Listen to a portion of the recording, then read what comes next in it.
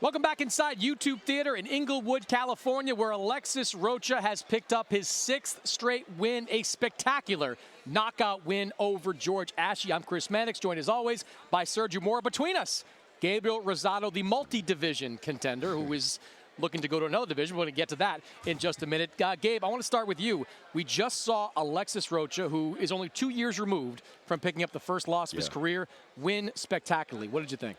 Man, I like what I see with Rocha, man. He's being consistent. I like the way he's sitting on his punches. You know, he's coming in and he's not playing games, man. He's going for the knockout. He's going for the kill, and I like that, man. Sergio, we've seen all of Alexis Rocha's fights over the last couple of years. What did you think about this one? You know, he was patient, and every time you've seen a fighter evolve and get better every single time and get the knockouts. I mean, this is his 6th fight. Now he has 4 straight knockouts. That's what you want to keep doing. And the thing I like about Alexis Rocha, he's a promoter's dream. He'll fight anywhere, anytime, against anybody.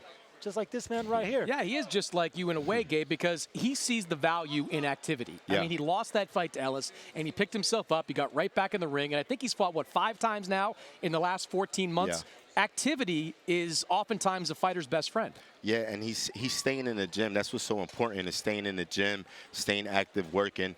And you can see it. He's so comfortable in there, you know. So the guy from Ghana, you know, he was tough. He had heart.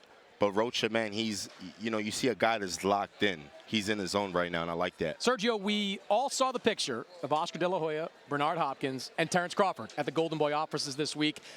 Bernard Hopkins told us a fight against Rocha was discussed. Would you, if you were Alexis Rocha, take that fight? You know, I would, because he feels he's ready for it. And you got to remember, Rocha's a huge welterweight. He's a southpaw, so we know that Bud likes switching, but he's a southpaw as well. So that's going to maybe create some problems for Bud initially. But, I mean, we know that he's pound-for-pound talent, and he's bound to figure out Rocha. But if Rocha wants that fight, we know he's strong, he's muscular. If he could get knockouts like that, he only has the confidence to go with it. Gabe, you've never turned down a challenge. I can guess what your answer is.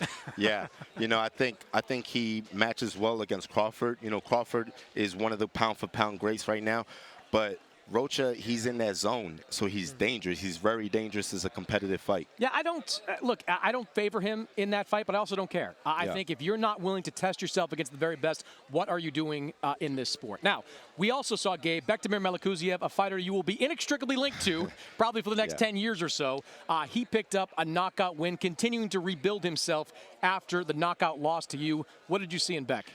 The thing is, I came in a little late to the show, so I missed his I missed it, man. But I heard it was the left hook to the body, which is, you know, is a devastating blow. He caught me with it. It hurts like a son of a gun, but, you know, good for him. All right, Sergio, you were sitting there watching it. What did you think of Beck, and have you seen him changes in him over the last 4 fights? You know, just when you see a more cautious and careful bully, once he lands a big shot, he goes back and resorts to his old ways. And he's been getting a lot of knockouts to the body, and that's what makes him scary.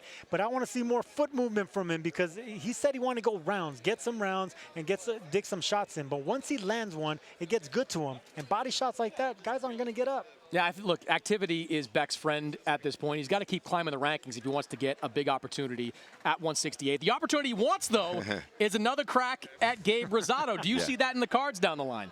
I'm good. I can't top that. Yeah, you're right. Yeah, I can't top it. It's like the walk-off. Yeah, it is what it is. Take the big hit, and you go home. But you are back in the gym. Yeah. You are back at Wildheart. What's going on in your world these days? You know, I'm excited to get back in. You know, I'm moving up 175. So, and it's one of those fights where Gabriel Rosado shows up, because it's all the odds are stacked against me. And, you know, for whatever reason, when I fight a guy and I'm the A side, it's like, I don't know what it is. Just when you think I don't know what it is when I'm the A side, man. But when I'm the underdog is when I come to rumble, man, and this is going to be that kind of fight. Just when you think Gabe Rosado is out of boxing, it brings him back in. It brings him back in, and look, we all know, I've been reporting it, so we know who it is. Zurdo Ramirez is the name that you're targeting and is most likely to happen. That's a tough test. Zurdo Ramirez coming off the title defeat loss to Dimitri Bivol. Why would you take a fight like this? You know, I know Zurdo very well. You know, me and Zurdo sparred each other for about the last 4 years. He was actually my main sparring partner when I beat Bektemir.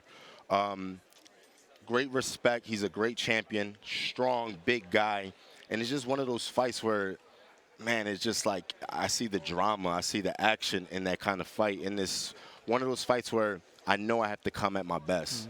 You know, I can't half-ass it. I have to be 100% ready for a guy like Zuldo. And I feel like right now is the time to fight him. I think, to be fair, I think a reasonable criticism is, at least in the last 2 fights, you didn't look great. Yeah. You looked sluggish in those last couple of fights.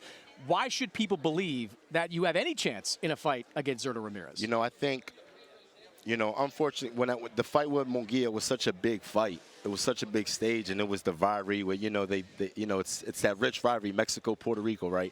And then, for whatever reason, you know, going into the fight with Mosley, I didn't have that same motivation. No, you know, not to take anything away from him or Akhmedov, but it just wasn't that same feel, man. And right now, this is a fight where it's like, it's that rivalry, that rich rivalry, a great Mexican fighter, Puerto Rican fighter, and it's like, you know, it just has drama written all over it. Well, we got to leave it right there, Sergio, on this one. We'll see if Gabe Rosado can turn back the clock when he gets back in the ring. We will see you next week in New York. Amanda Serrano, Erica Cruz, unification fight, 126 pounds. We'll see you then on DAZN.